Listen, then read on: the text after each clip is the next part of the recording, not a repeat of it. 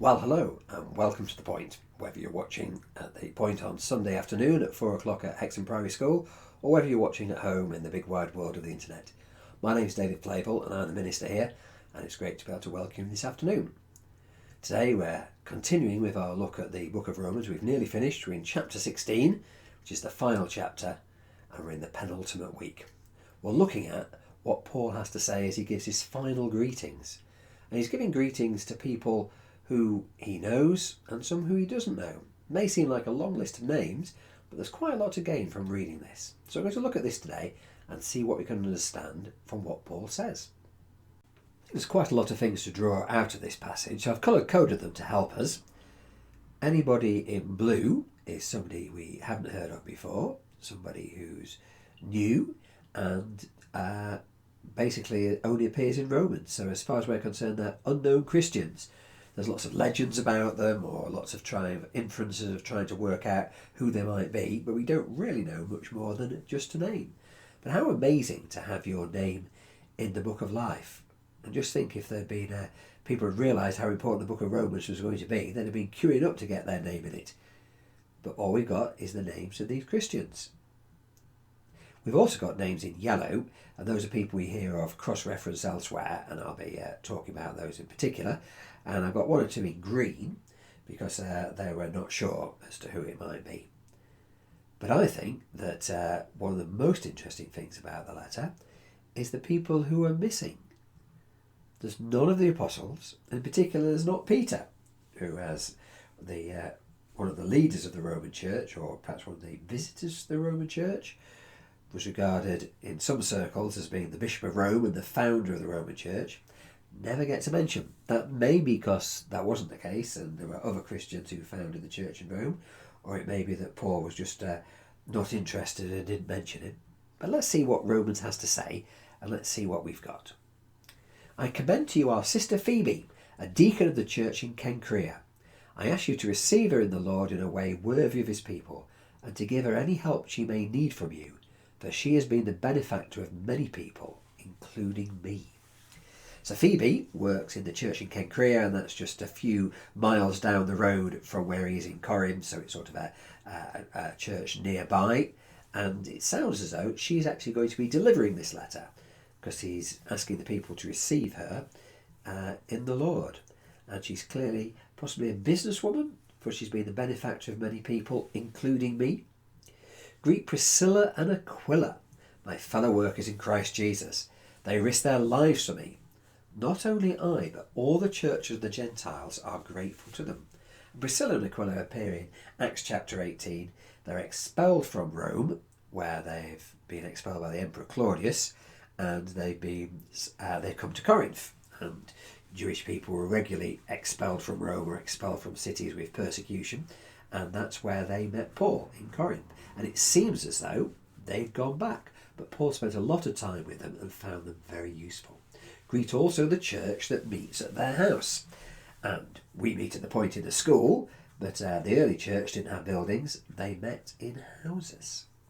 Greet my dear friend Epaenetus, who was the first convert to Christ in the province of Asia. We've no idea who Epaenetus is, but he was the first one. And the province of Asia really means Turkey in those days. So he was the first convert, the first Christian, and now he's in Rome.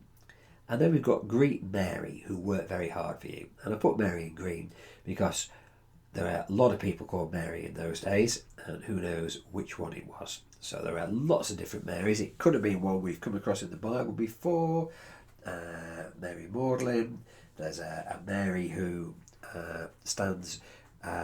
goes to the tomb along with the other Mary. So there's lots of different Marys who were with Jesus, and it may be one of those, or it may be somebody completely different. We might think that we travel a lot more these days than in Paul's day.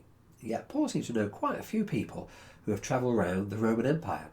Some of these he's met. It's possible some of these he hasn't met. The next list are people that we don't know of anywhere else. Some of them he claims are his fellow workers. Others he commends for their faithfulness in what they've done. So it may or may not be that he's actually met them. Let's see what he writes. Greet Andronicus and Junia, my fellow Jews who have been in prison with me. They are outstanding among the apostles, and they were in Christ before I was. So here's two people who are Jewish who's been in prison with him, but they're not mentioned anywhere else in Acts, so we don't know. But clearly Paul has been in prison before and has had to face many persecutions as a Christian. He calls them apostles. Technically they're not amongst the original 12 apostles, but they clearly are those sent by God, and they were Christians before Paul was, so maybe they were involved also in leading him and teaching him in his early days. Greet Ampliatus, my dear friend in the Lord. Greet Urbanus, our fellow worker in Christ, my dear friend Stachys. Greet Apelles, whose fidelity to Christ has stood the test. Greet those who belong to the household of Aristobulus. Greet Herodian, my fellow Jew. Greet those in the household of Narcissus, who are in the Lord. And the household of Aristobulus and the household of Narcissus are talking about the slaves there. So it's quite possible that Aristobulus and Narcissus aren't Christians at all, but those who are in the household are. Those who are the slaves are, because many of the first Christians were slaves.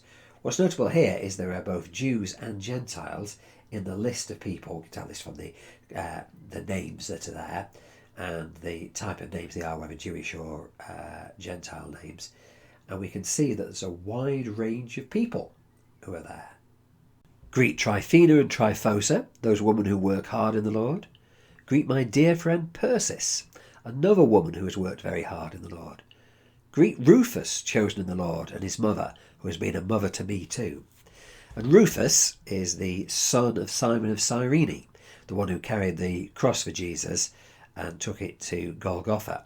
For those of you who've been coming to church for many years, you'll remember that story from the crucifixion. And Rufus, well, he was the father of Rufus and Alexander. We think it probably is the same Rufus. There's no sort of evidence either way, but that's a less common name in those times. And his mother, so that would be Simon's wife, who's been a mother to me too.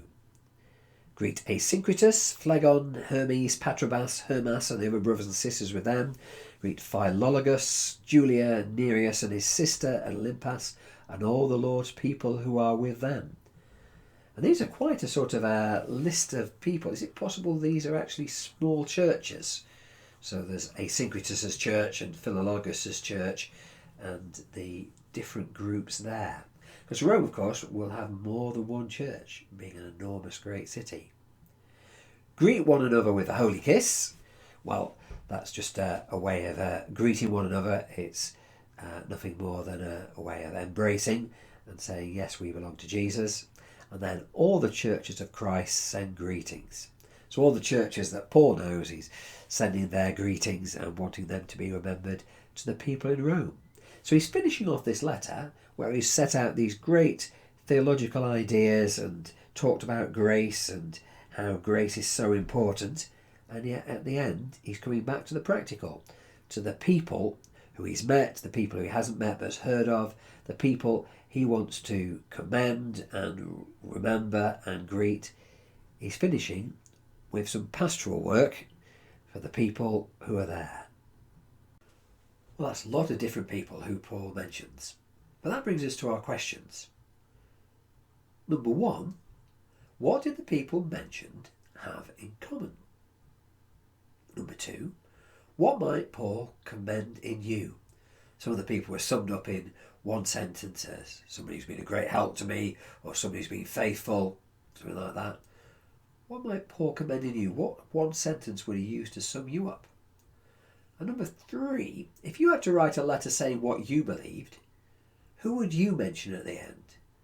Who would you put in the credits, so to speak?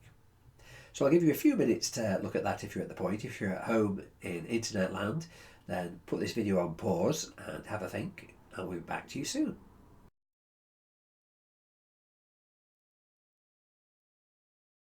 Well, that's all we've got time for this week. Hope you find that helpful. Next week we'll be back with our bike special. But for now, I'm going to finish by saying my takeaways for this week and my thoughts on what this passage has to tell us today. So number one, we must do our practical bit, whoever we are.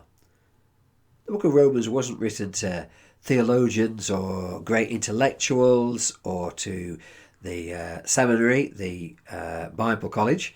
Instead, it was written to ordinary people at Rome. Some of them were slaves, some of them were women, Some of them were business people, all different kinds of folk, and yet all of them were Christians and all of them were in Rome. And it's almost as if Paul is writing for all people at all times, even though he's got these sort of special mentions of people that he knows. But because there's such a wide variety of people there, Jews and Gentiles, everything is covered. And each one of them did their practical bit, and we're called to do our practical bit too. We're called to, number two, to serve like they did, because they served one another. They served Paul, they looked after him, they had people who'd worked with him, people who'd worked for him, people who'd helped him learn about Christianity. And number three, we should work together like they did. I don't know what kind of unity they had in Rome, whether there were tensions. Clearly there were people looking down on one another, we know, because we've looked at that through the book of Romans. But Paul is very keen for everybody to work together when they realise what God's grace has done for them. And maybe that's what we should do too. Maybe that's what the book of Romans is saying to us, as he said to all those different people there, that it's in working together and following God's way together that we learn together to be God's people.